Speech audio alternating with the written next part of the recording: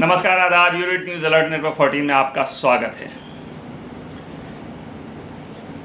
राजनीति के क्षेत्र में जिस बात की चर्चा पिछले कई दिनों से लगातार चल रही है और वो रुकने का नाम नहीं ले रही है, उसमें क्या एक्शन होगा, क्या रिएक्शन होगा, ये अभी सस्पेंस के पर्दे में ही है। बसपा सांसद दानिश अली का प्रधानमंत्री नरेंद्र मोदी के नाम खत।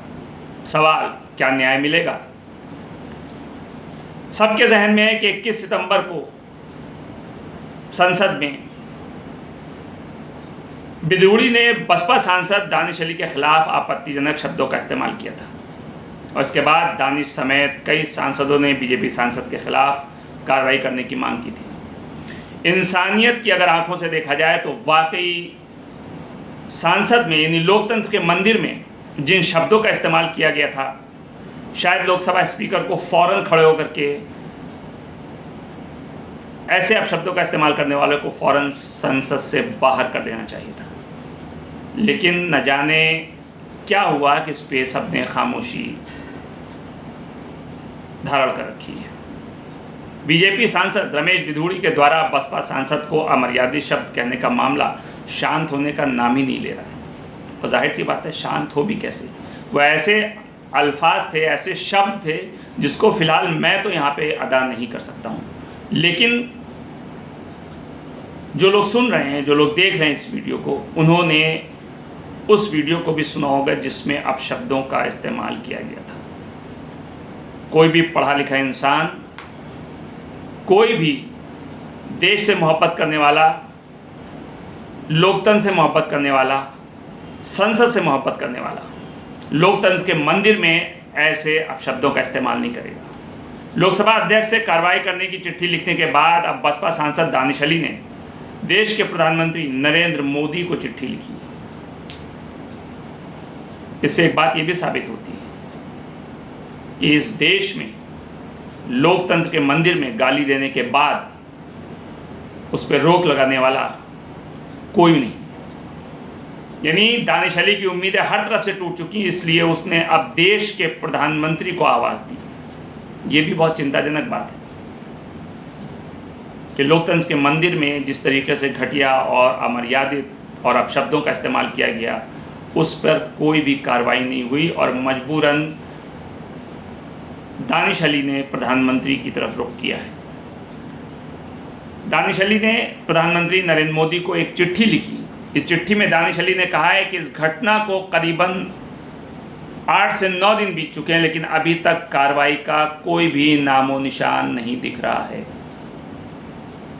इस चिट्ठी में दानिश अली ने लिखा कि पीएम मोदी ने खुद संसद में कहा था कि यहाँ नए और मजबूत विचारों को जगह दी जाएगी, लेकिन रमेश बिधूड़ी के शब्द और बातें इसके बिल्कुल भी विपरीत थी।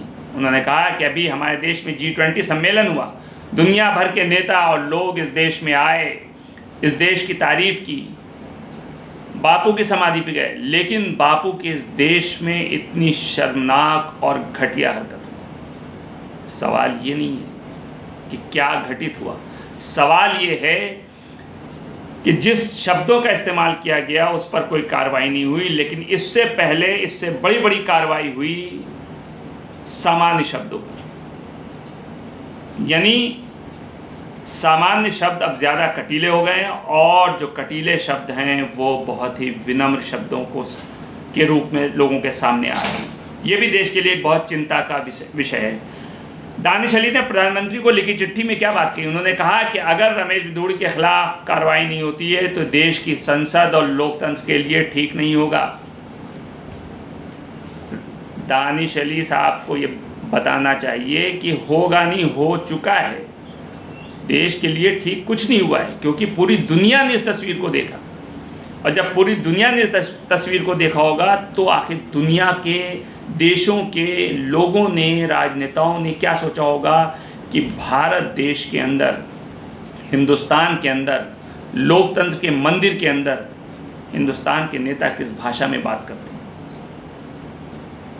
उन्होंने कहा कि प्रधानमंत्री को नेता सदन होने के नाते इस घटना का विरोध करना चाहिए, लेकिन अफसोस ऐसा नहीं हुआ।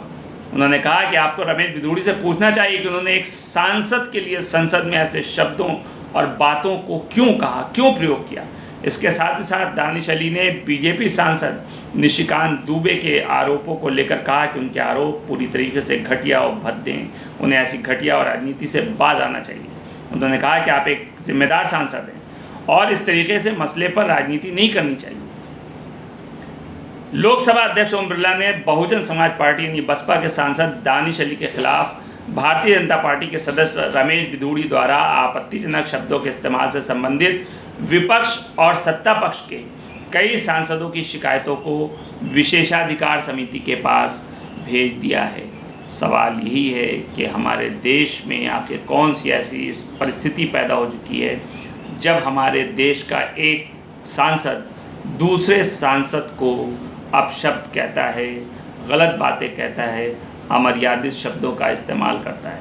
इससे न सिर्फ दानिश अली की तौहीन हुई है, बल्कि जिस व्यक्ति ने इन भाषा का और शब्दों का इस्तेमाल किया है उससे उसके भी बैकग्राउंड का पता चलता है, उससे उसके कल्चर का, सभ्यता का पता चलता है।